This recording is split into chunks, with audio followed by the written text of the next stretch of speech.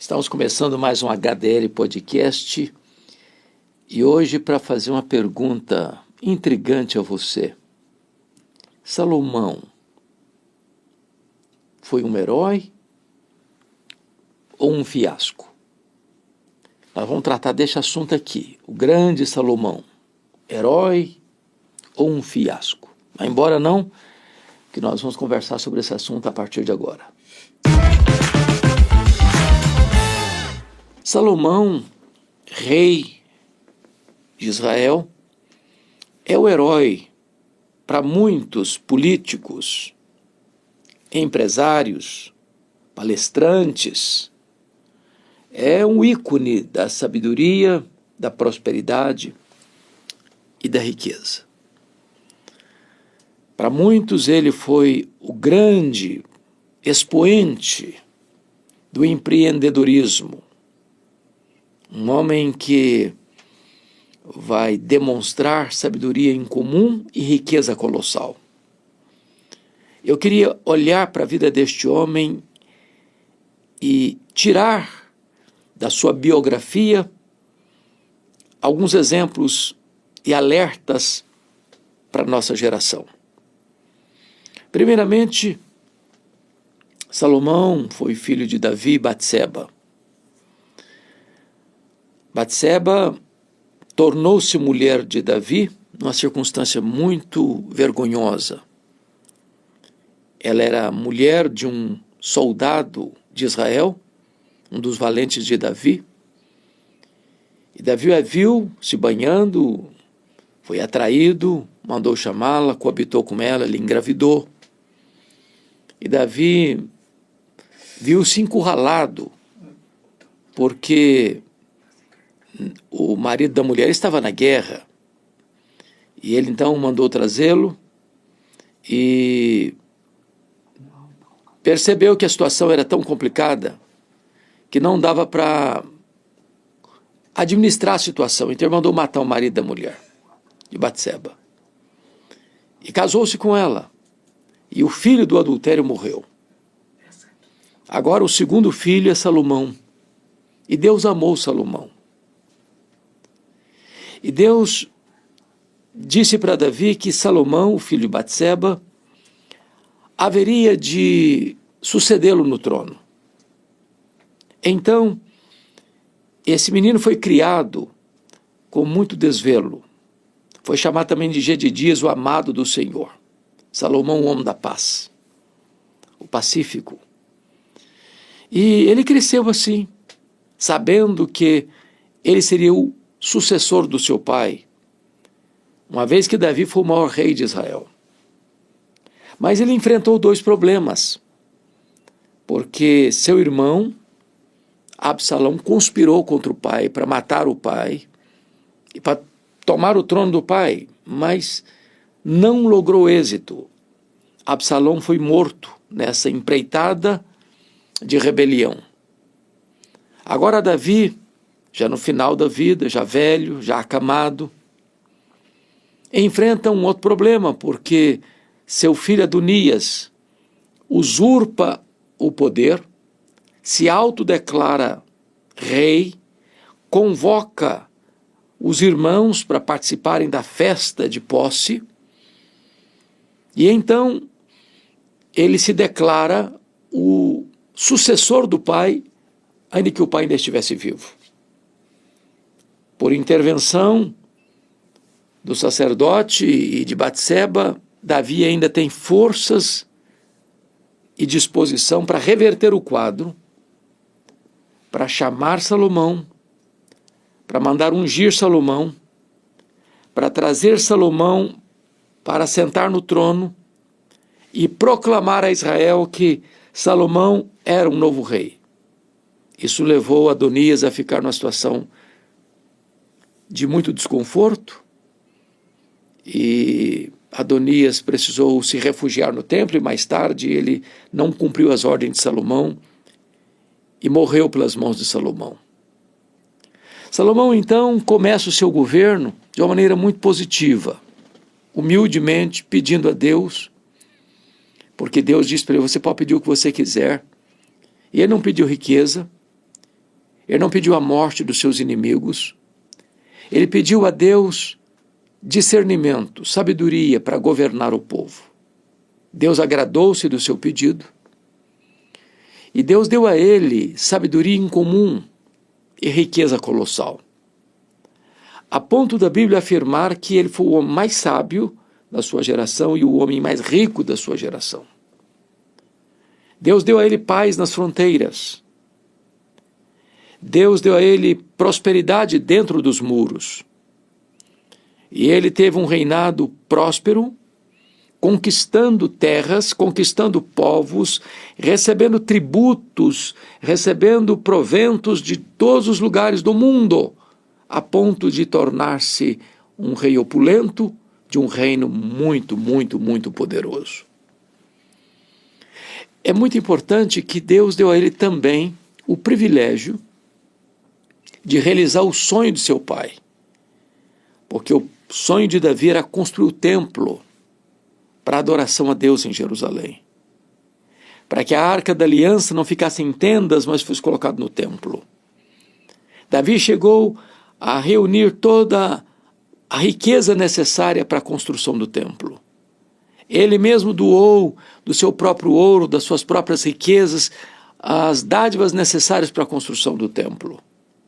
E foi Salomão quem teve o privilégio de erguer e erigir em Jerusalém o magnificente templo de adoração a Deus.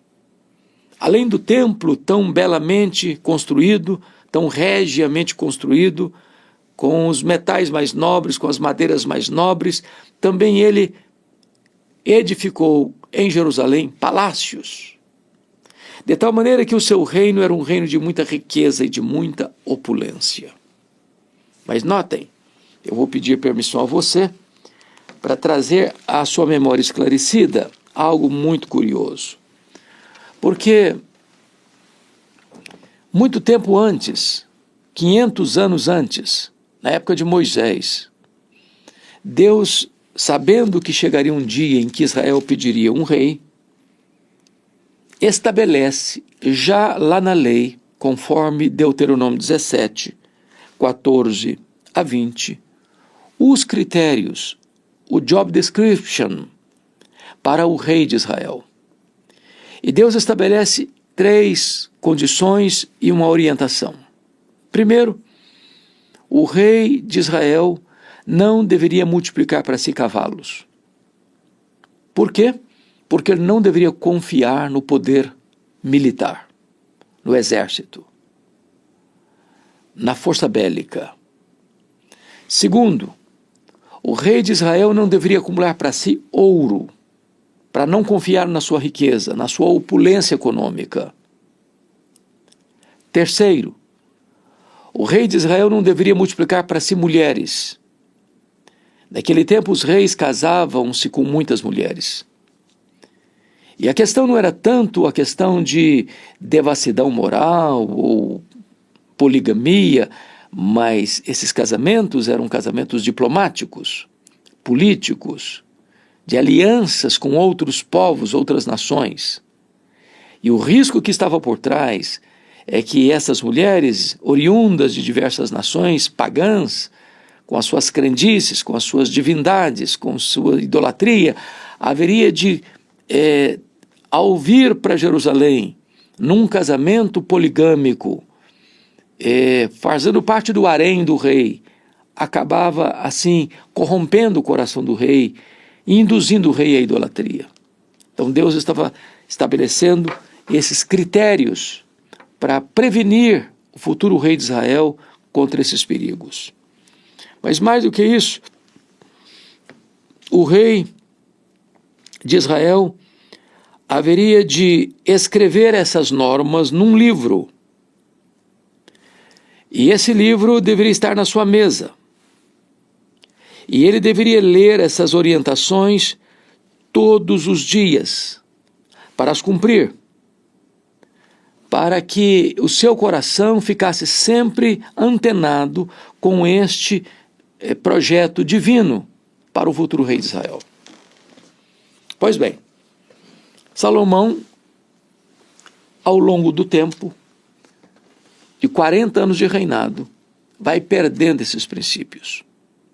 Ele foi um homem extraordinário, é bem verdade. Enquanto ele temeu a Deus, enquanto ele serviu a Deus, Deus o fez prosperar, Deus o fez um homem conhecido no mundo todo. As nações admiravam da sua sabedoria. Ele escreveu na sua juventude o livro de Cântico dos Cânticos, ele escreveu na sua maturidade o livro de Provérbios, ele escreveu na sua velhice o livro de Eclesiastes, ele escreveu milhares de provérbios, cânticos, foi um homem entendido de ciência biológica, zootecnia, ele teve uma cultura enciclopédica, mas Salomão começa a desviar-se da rota ao transgredir todos esses preceitos estabelecidos por Deus para um rei de Israel. Primeiramente, ele multiplica para si cavalos, e ele ajunta milhares e milhares de cavalos, trazendo esses cavalos da Cilícia e do Egito, contrariando o preceito de Deus. Ele multiplica para si ouro, sem conta, deixando o seu coração se envaidecer por causa dessas muitas e muitas e muitas riquezas. Ele multiplica para si mulheres, a ponto de ter 700 mulheres princesas e 300 concubinas. O seu harém era o maior harém, talvez, do mundo. E assim ele vai quebrando, preceito por preceito. É curioso que lá em Eclesiastes capítulo 2, nós vamos encontrar que ele viveu na opulência. Durante os 40 anos do seu reinado, ele viveu regiamente, nababescamente, com mesas muito fartas, e ele estabeleceu que cada província do seu reino deveria bancar as contas palacianas por um mês, em rodízio. De tal maneira que ele viveu no luxo, mas foi o povo que precisou pagar a conta da sua riqueza, do seu luxo, das suas regalias palacianas. E vale destacar que este homem começa a viver para o prazer. Eu vou ler para você aqui Eclesiastes capítulo 2, versículo de 1 a 11, que ele começa a fazer muita coisa, mas não é pensando no povo. Não é para o benefício do povo, é para o seu desfrute, é para o seu deleite.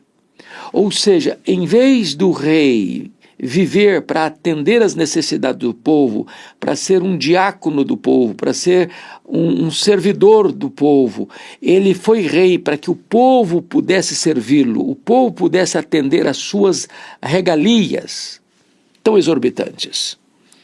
E em Eclesiastes capítulo 2, ele começa a buscar a felicidade, na bebida, se entregou à bebida.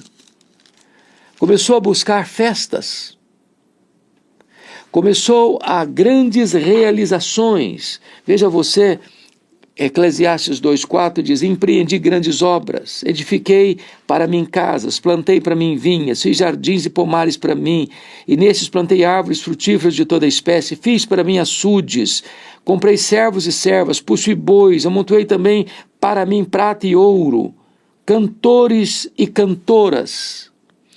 Note que ele fez tudo isso para ele, para mim, para mim, para mim. Ou seja, é um rei rico governando um povo pobre.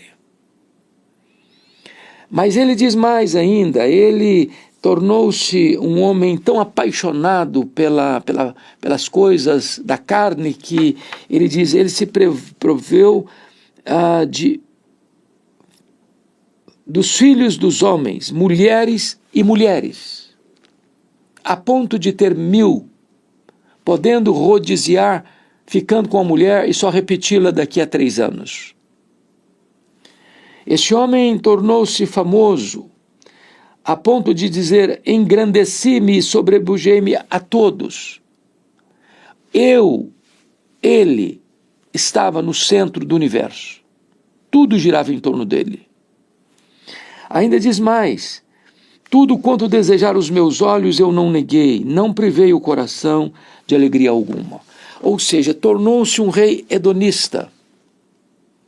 que viveu no luxo, no fausto, com banquetes opíparos, tendo na sua mesa mais 1000 mulheres, mais os comensais, mais os ministros, mais os líderes.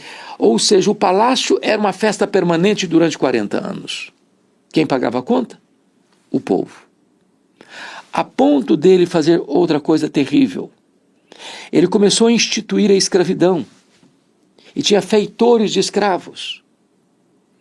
Ou seja, enquanto o rei está vivendo no luxo, no ouro, nas pratas, nas pedras preciosas, em palácios de cama de marfim, de trono de marfim, coberto de ouro, o povo estava lá na ponta, ralando, debaixo do açoite, trabalhando forçado para manter as regalias de um homem que quer viver no luxo e não se importa com o povo, mas explora o povo para viver no fausto e na riqueza.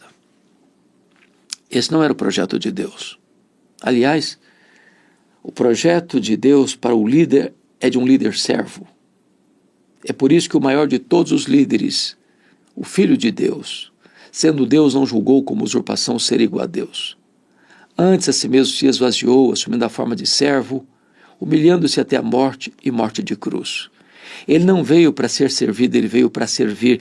E este é o modelo do líder dentro do projeto de Deus, que quanto maior você for, mais servo de todos você deve ser. Então não era o projeto de Deus que o rei vivesse nababescamente às custas de um povo que estava sendo esfolado, explorado por pesados tributos.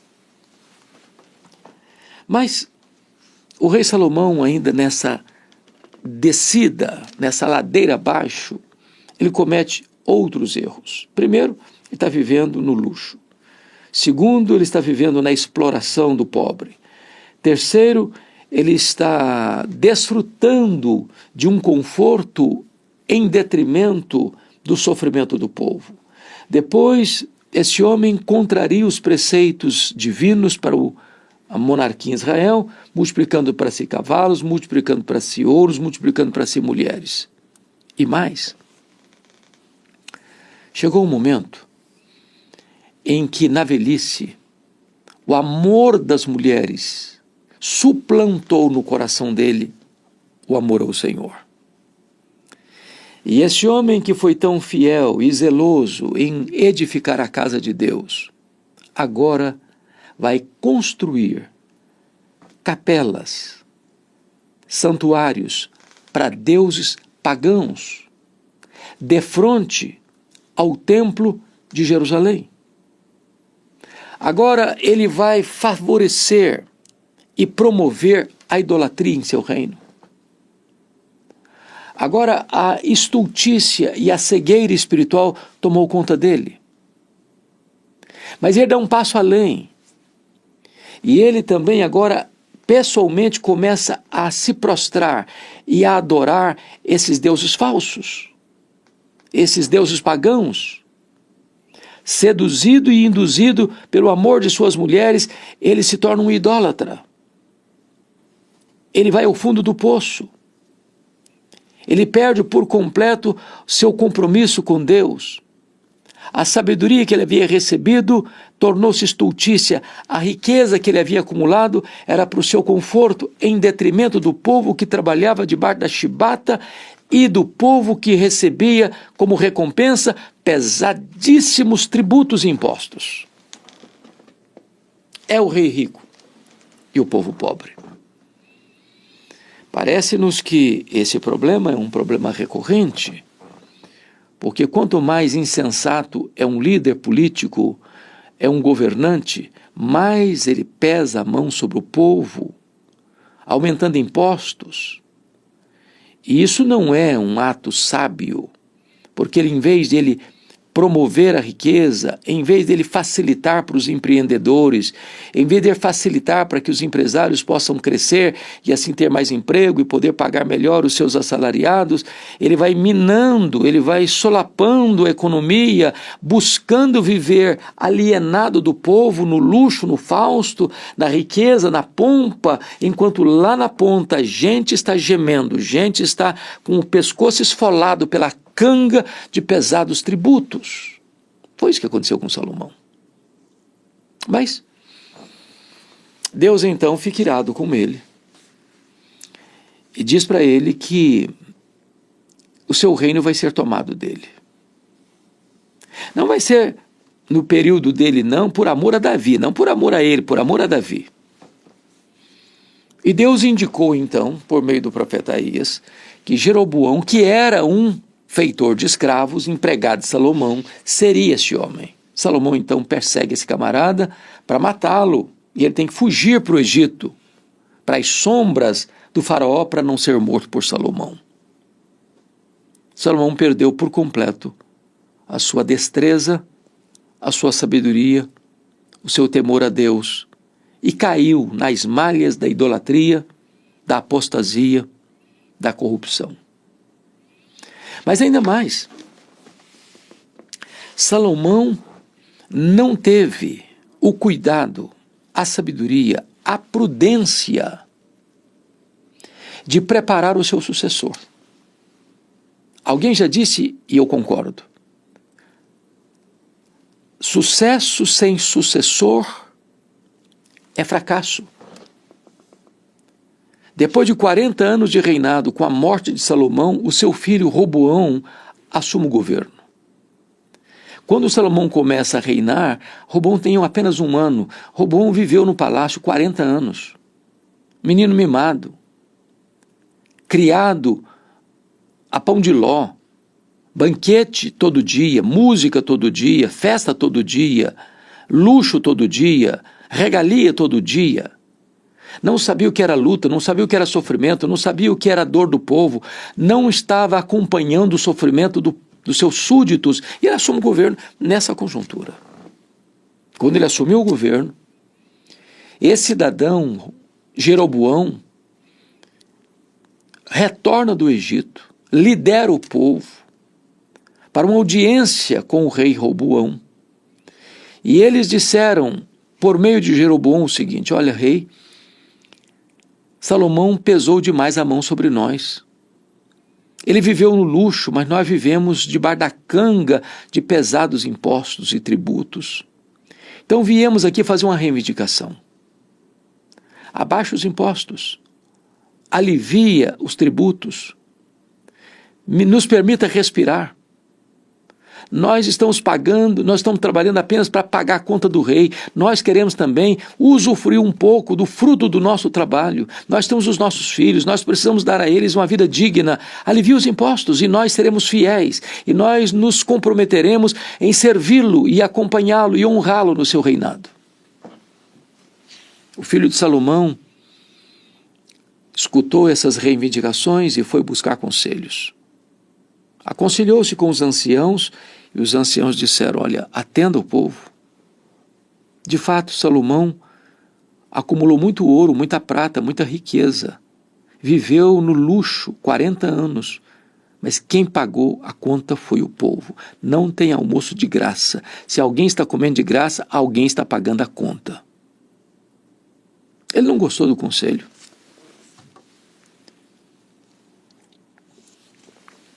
Ele foi buscar aconselhamento com os jovens, talvez criados como ele,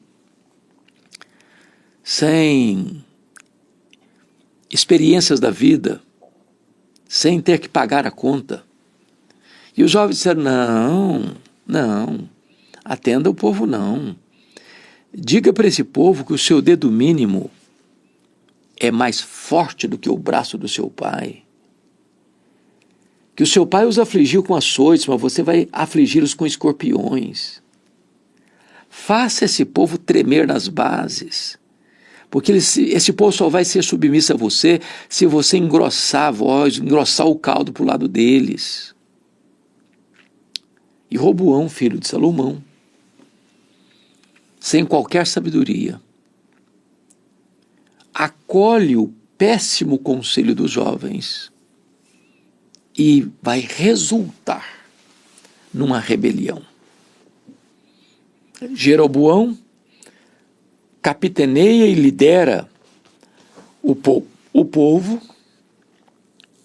e provoca uma cisão. 10 das 12 tribos de Israel seguiram a liderança cismática de Jeroboão I. Só as tribos de Judá e Benjamim ficaram fiéis à dinastia davídica, debaixo do governo de Roboão. 10 tribos fugiram de debaixo do guarda-chuva de Roboão e foram servir a Jeroboão, que formou um outro reino, concorrente e rival do reino do sul, do reino de Judá. Esse Jeroboão I teve a oportunidade de acertar as coisas, mas insensatamente ele tomou a decisão errada. O que ele fez? Construiu novos templos. Lá no norte em Dan, lá no sul em Betel, fez 2 bezerros de ouro, colocou um em Dan e outro em Berseba e disse para o seu povo: não é preciso ir a Jerusalém para adorar. Vamos adorar aqui mesmo. Nós agora temos novos deuses, novos templos, novos sacerdócios, novas liturgias. Agora nós vamos fazer a coisa do nosso jeito. E preste atenção nisso. Preste atenção nisso. Esse reino, chamado Reino de Israel, o Reino do Norte, também chamado de Efraim às vezes, durou de 931, na morte de Salomão, até 722. Nesse período nós tivemos 19 reis, em 8 famílias diferentes governando. Todos esses 19 reis andaram no caminho de Jeroboão, ou seja, não se apartaram da idolatria. Se curvaram aos bezerros de ouro. Chafurdaram-se na idolatria mais tosca. Essa tragédia toda da idolatria que governou as 10 tribos de Israel até o seu exílio na Assíria ou pela Assíria em 722, nasceu dentro do palácio de Salomão. Todos os 19 reis foram maus.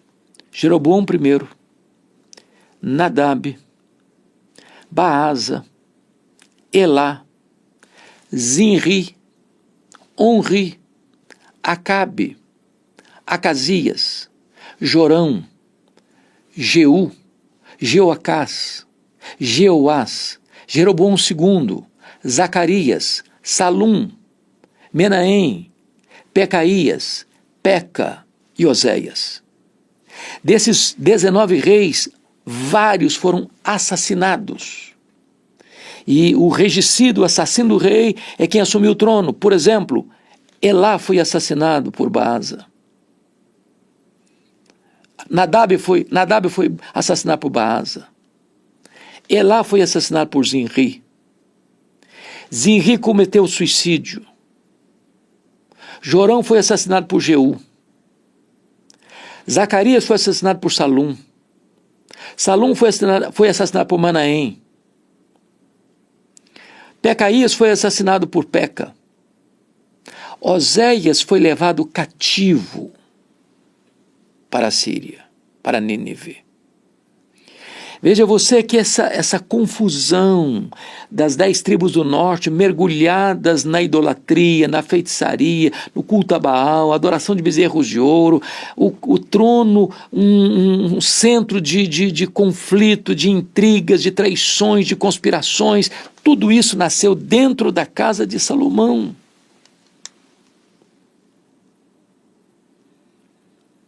Ele conclui o seu governo de maneira terrível,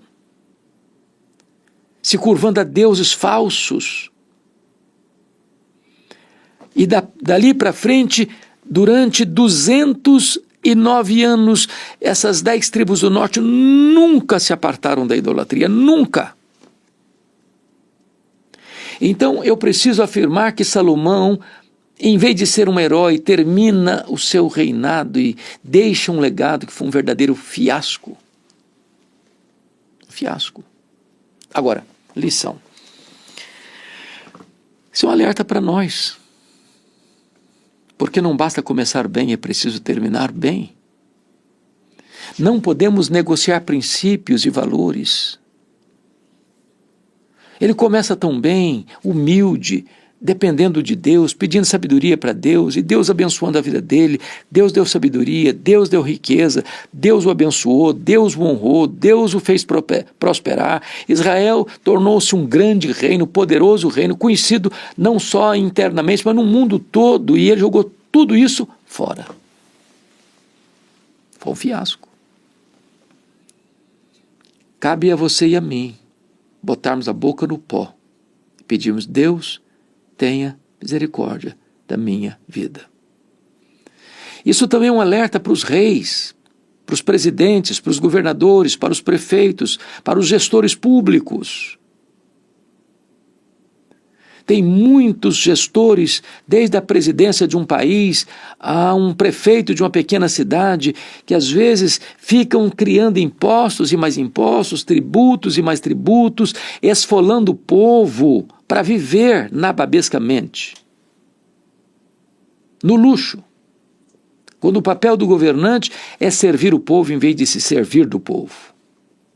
Que Deus nos ajude a ter olhos para ver, ouvidos para ouvir e coração para perceber as lições que podemos tirar da vida deste homem chamado Salomão.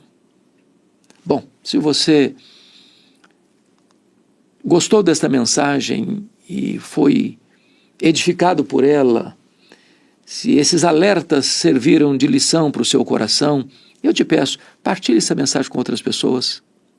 Ajude-nos a espalhar esta notícia de que precisamos temer a Deus, porque o temor do Senhor é o princípio da sabedoria. Deus abençoe sua vida.